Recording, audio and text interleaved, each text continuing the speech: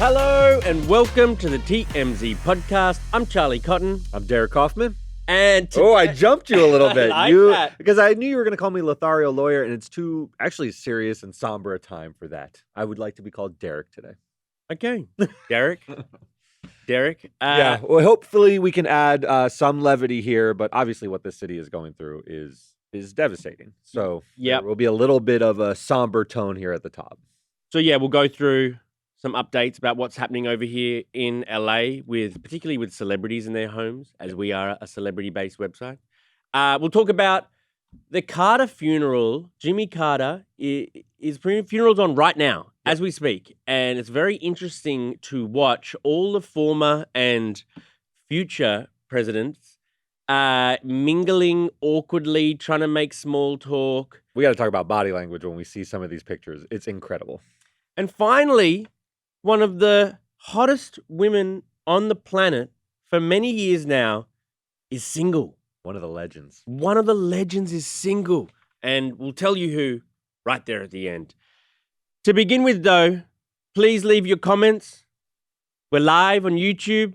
Any comments you got to make, serious or unserious, we'll read them out here at the end. Yep. But let's get into our story about these LA fires that continue to tear through celebrity homes. Okay, let me give you a list of some of the celebrities we know to have lost their homes. Yeah, and as you said, we're doing this in real time. This devastating sort of tragedy is ongoing. Yes. You know, the city is an absolute mess. No one's spared. I mean, we're obviously going to talk about some of the impact on celebrity homes, but the devastation, if you've seen that time-lapse video, have you seen that? Yeah. Where the way these fires just swept over dense population zones. You know, before we get into, like, you and I have lived here for a long time, right? Mm-hmm. And I'm sure you had fires in Australia even before this, and you're familiar with them. But I always thought, I'm a transplant. I always thought the risk, the natural disaster you have to deal with in California is earthquakes. That's what you think of when you move here is, how am I going to deal with earthquakes? The buildings are on rollers. There's a lot of preparation. They build in a certain way. Fires seemed like a remote abstraction in some ways, right? Like they happen, they sweep through woody, dry areas because of our climate here, but you never think of them coming into population zones because you think, what are they going to burn? The roads? I mean, there's just buildings here. There's no fuel. It's wrong. Yeah. I mean, these Santa Ana winds just threw these embers over the city so quickly, and everything's combustible. We build homes out of sticks still. So Billy Crystal's lost his home, Eugene Levy, John Goodman, Fergie, Adam Brody, Anna Faris, Spencer Pratt, Anthony Hopkins, Miles Teller, Paris Hilton, Ricky Lake, Mark Hamill, Matthew Perry's house. Yeah, you have to understand that the way this city is structured, the Palisades, the Pacific Palisades, is one of the wealthiest parts of this city. Yeah. And so it is filled with celebrities because it's situated above Malibu, right? So it's like you get these beautiful views of the beach. It's very affluent. The houses are multiple millions of dollars. And if you see some of these pictures on the news, it's been leveled. Yeah. Like it looks like a war zone. It looks like post 9/11 or something there. And these communities are so filled with celebrities, but also just filled with like very family-oriented people. Yeah. I know a lot of people in the Palisades. It's like young families. It's very wholesome, and it is heartbreaking because they're all posting on social media and so forth that they have no community to go back to. It is truly leveled, and it's a very sad thing. It's not just the Palisades as well. Like it is Malibu, it's Altadena, it's Hollywood Hills. Last night was on fire. Hollywood Hills. Yeah. And these fires are burning to the water, to the sea. It's crazy because the winds we've had are so bad and the fires are so big. They can't contain these fires. There's not enough water. So everyone's just battling and not sure what to do. Yeah, we're starting to already see some scapegoating. You know, Karen Bass is the mayor of the city. She wasn't in town when this started. She was on a pre-planned trip. She wouldn't have known. And everyone's saying, you focus so much on homelessness, you didn't address fire preparedness. And there is some truth to, like, there are priorities, but the scale of this, natural disaster is so big that a few $1 million in the fire budget, you're still battling something that is massive. And it's hard to imagine how that would have changed things. I understand that people are going to want, fall guys are going to want to say we should have been more prepared, look at people dumping bags of water rather than fire hoses. I understand it. I understand it, but it is just, it's more massive than people can really wrap their heads around. another person kind of getting skewered this morning is David Muir. Yeah. David Muir, ABC news correspondent. He's live from the fires and he's wearing a fireman's jacket and he turns around and you see that there's like a peg, a clothesline peg at the back to make him look kind of buffer and a better body. Like he didn't want the saggy fireman's outfit on him. So he made some adjustments at the back and viewers caught a glimpse of them. And now he is being trolled for trying to look his best while LA burns down. He's being skewered for basically this being a very LA moment where vanity trumps sort of your concern for the burning city. Now, I don't know. We haven't heard from him. He is a good-looking guy. He's very fit. He is sort of known as one of those sort of trim guys, and he maybe didn't want to wear the baggy thing. I've also heard that sometimes you want to pull that back because the wind can hit your outfit and interfere with the microphone. I've heard that up. You're setting that excuse up. I've heard it. You know, he's going to have to sort of answer to this. This is just the way social media works. They've called him out. They said this is the most LA thing I've seen. Other than, have you seen the picture of people taking selfies in front of the fire? That's also a very LA moment. That's the thing that annoys me the most. Actually, you know what annoys me the most? And I don't mean to kick someone when they're down, but Spencer Pratt. Him and his family lost their home, lost everything. Devastating. Which is tragic. But ever since, he has spent the whole time on Instagram Live begging for more followers. Asking, saying, you should tell your friends to follow me. I'm trying to get to this figure. And it's just like, that is just like an example of what a lot of people I feel are doing online, which is trying to sort of get as close to the tragedy as possible. And although, look, he's grieving. The loss of your home and all of your worldly possessions is a devastating moment. I want to give him a little bit of grace, obviously, because they're going through a lot right now. But it impacts people all differently. There's some LA moments of this, the David Muir, the clothespin, and so forth. But it truly is like, how do you wrestle with it? A lot of people are saying like, do I laugh at the absurdity of this? It's not obviously laugh worthy, but no one knows how to deal with the emotion of like what's happening, right? Even after 9/11, it was just, you were dumbstruck. That's the only thing I can sort of compare to the feeling of just like, holy cow, we hit a hard reset on Los Angeles. But if it was TikTok was around when 9/11 happened, there'd be knuckleheads. They're absolutely like doing selfie things, trying to get clout off tragedies. I just hate that aspect of it all. And we live in LA, so there's a fair bit of that. Yeah, and this is still unfolding, and we are in the middle of it. So we'll see. Okay, let's get to our next story. The Jimmy Carter funeral is happening as we speak, and every alive president comes along and, you know, gives their thanks and sends him off. So we saw Barack Obama, Trump himself. We saw Joe Biden. Kamala Harris was there. Clintons are there. The Clintons are there.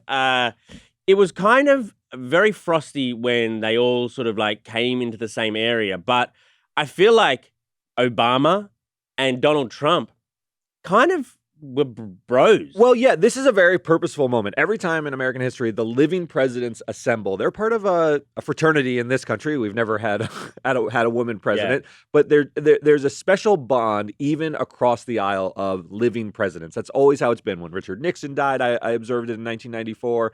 Gerald Ford died. This happens, and all the living ones assemble. Yeah. And they purposefully sit next to each other across, you know, Democrats sit next to Republicans. And I think it's to project and symbolize that we're a country that can look past our political differences in these momentous moments. Obviously, we're living through one in LA. 9/11 was another one where we all held hands. And the passing of Jimmy Carter, you see Obama sitting next to Trump. We're in polarizing times beyond any polarization I think we've ever seen in my lifetime. And you see Trump sort of chewing Obama's ear. And the things that he said were so nasty about Obama that it's hard to imagine they can really sort of have a civil conversation. But it looks pretty civil. It looks pretty civil. The one that is the weirdest interaction, though, is Donald Trump shaking the hand of his former vice president, Mike Pence. True. Who, you know, Mike Pence, you remember the hordes of people were wanting to sort of kill Mike Pence, maybe. At least that's the thought of a lot of people, and that Donald Trump didn't really call off the dogs. Mm-hmm. So how does that interaction go? Because that's not even across the aisle. But Mike Pence handled it with aplomb. He sort of like looked him in the eye, and they had maybe a frosty exchange. But that one was beyond politics, right? That was like, oh man, you don't want my safety? They're all in their best behavior at times like this, though. But interesting to see. Let's get on with our last story. Jessica Alba has separated with her longtime husband, Cash Warren. They're heading for divorce. These guys were together for nearly 17 years. They've got kids together.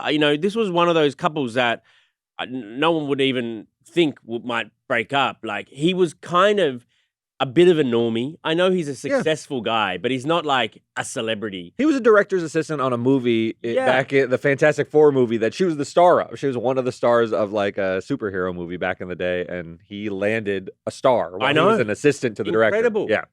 Well, now they're heading for divorce. Unclear as to why, but she's been spotted out without her ring on recently, including they took their kid to Universal Studios. I think it was just over the weekend, and there's lots of family photos. So despite the fact that they're separating, clearly it is amicable. It seems amicable. I mean, they have 3 kids. They got a 16-year-old, a 12-year-old, a 7-year-old. They're in the midst of like raising children and sort of at the mode where some of them are in high school and you're trying to get them out of the house and so forth. So it's a delicate time to have a separation. It seems like they're trying to manage it, because these kids aren't so young that you can be acrimonious and they won't know what's going on. True. These kids know what's going on in their household. So maybe they're trying to sort of keep it as amicable as possible. But look, whenever people say it's an amicable divorce, I always say, well, then why are you getting divorced? It's not that amicable. There's something like really profound that happens in a marriage that you're digging to get divorced, because you and I are married. If it were amicable, you stay married. I mean, you have some real nasty amicable fights. Is a nice marriage, actually. You can have an amicable divorce. Amicable marriage is pretty good. Isn't that right? Yeah. Someone's like, oh, this split is so nice, and they put out a nice statement. There's something so negative that you're ending a bond of 17 years. Right. So I always roll my eyes a little bit when I hear it's amicable. I think it's manageable or something. Like they're trying to manage it for children or for themselves. But something bad happened. And maybe we'll learn more about it, or maybe they're very private. She's kind of a mogul now, Yeah, with the Honest Company. Yeah, we use that. We use Honest nappies, diapers at home, and we don't know about boxes. We don't know about a prenup, right? True. I mean, so Cash could fall into some cash, right? I mean, this is possible. Let's read out some of your comments now. On the Los Angeles fires, Margaret says, it's terrible. There's no preparation for these fires that have happened continuously. Yeah, I mean, we had a Malibu fire a few years back. That was pretty bad, and now we've got another one here now. MM said, I didn't know if you would be in today. Is it safe to drive into work for everyone? It depends on the part of the city. Yeah, it's we got in. The traffic is different than it usually is in certain areas, but we were able to get in safely. Happy says, I feel bad for those who can't come back from this destruction. I mean, that's what you feel bad about. People who bought their dream home. That's where all their money's in, and now it's burnt down. I mean, you're going to see these conversations, though. After, remember Hurricane Katrina? Everyone's like, should we rebuild in these areas where hurricanes can devastate? Should we rebuild the Palisades if fires are a risk there? People will have these conversations. They will rebuild it. It's a beautiful area. Miss Courtney Renee is just celebrating Jimmy Carter, saying he was a great man.